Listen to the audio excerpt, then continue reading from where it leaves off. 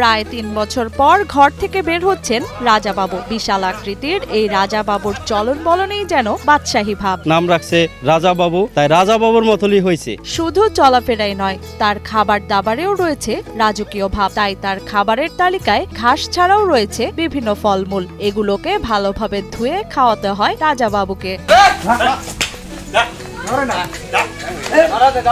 এবারের কোরবানির জন্য প্রস্তুত করা 1 টন ওজনের এই গরুটি যেন শুধু গরু নয়, পরিবারের এক সদস্য। ওরা যে বেঁচে আমি কি বলবো, আমি নিজেও বাস্তব কথা। ও আমার খুব আদরি গরু। 1 টনের উপরে ওজন আছে।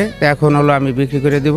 রাজা বাবুরে আমি খুব আদর যত্ন করে পালছি, খুব ভালো মতলই ওরে আমি পালছি। 15 জন পালোয়ান মিলে যে গরুকে ঘর থেকে বের করতে হয় তার দাম হাঁকানো হয়েছে 15 লাখ টাকা। 1 টনের উপরে ওজন আছে, আমি 15 লক্ষ টাকা দাম চাইতেছি। 1 টন প্লাস আছে। খুবই আদর যত্ন করে পালছে এবং কি ফল ফলালি কিছু খাওয়াইছে।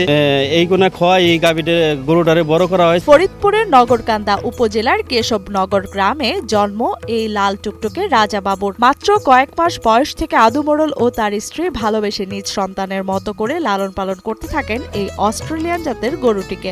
রাজা বাবুর বয়স 3 বছর পরে হয়ে গেছে। আমি ওরে খুব আদর যত্ন করে পালছি। আমি ওরে ফল ফলালি খাওয়াইছি। ওরে আমি ঘাস নাগায় খেতে ঘাস নাগায় ঘাস খাওয়াইছি। ও নিজে না খাইয়ে ওরে খাওয়াইছি। ওরে খুব পরিশ্রম করে পালছি আমি। ওরে আমি মনে করেন দেখা বিরাট সন্তানের নাগাল পালছি। কুটিকাল তো ওরে খুব যত্ন করছি, ফল ফলালি যতটুক যা পারছি খাওয়াই খাওয়াই কিন্তু আনছি। 1000 টাকার বেশি খাবার খেয়ে থাকেন রাজাবাবু।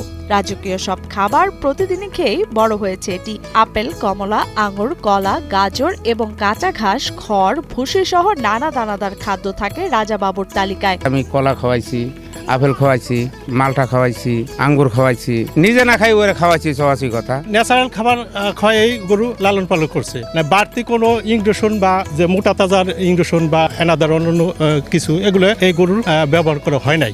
ওয়ালটন আবারও মিলিয়নিয়ার অফারে ওয়ালটন ফ্রিজ কিনে আপনিও হয়ে যেতে পারেন মিলিয়নিয়ার।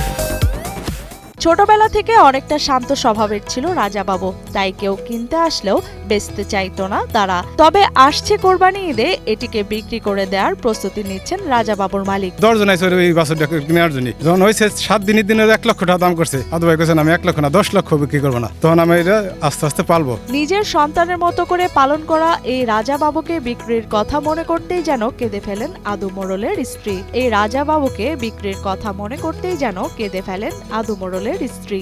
আমি নিজে নাওয়াই নিজে খাওয়াই, যে ওই বেচারে বেশি চাপ দেন না, আবার বাড়ি দড়িয়ে দিল। খুব কষ্ট করতেছে এমন।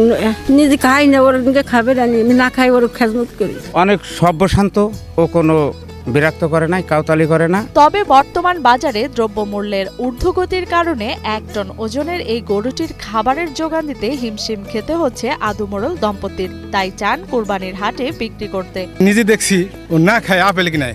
আদু ভাই কি করবি, আমি গরুরে খাওয়াবো।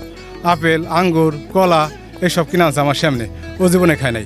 মনে করেন বিক্রি করে দিব, আমার বুহির ভিতরে কোন সব বুঝ আসতেছে না।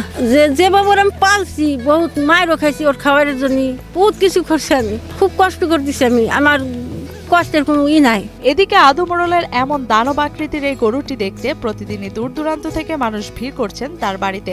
এই পদের গরু আমাদের এলাকায় এখনো কেউ বানাইতে পারে নাই, আর আমরা তো পারিই নাই। প্রতিদিন যাওয়ার সময় গরুটা দেখে যায়, এমন গরুটা আমি জীবনে আমি দেখিনি। আদু মোড়ল যদি কষ্টের ন্যায্য দাম পায় তাহলে আরো এমন রাজাবাবু তৈরি করতে আগ্রহ প্রকাশ করছেন স্থানীয় গো-খামারিরা।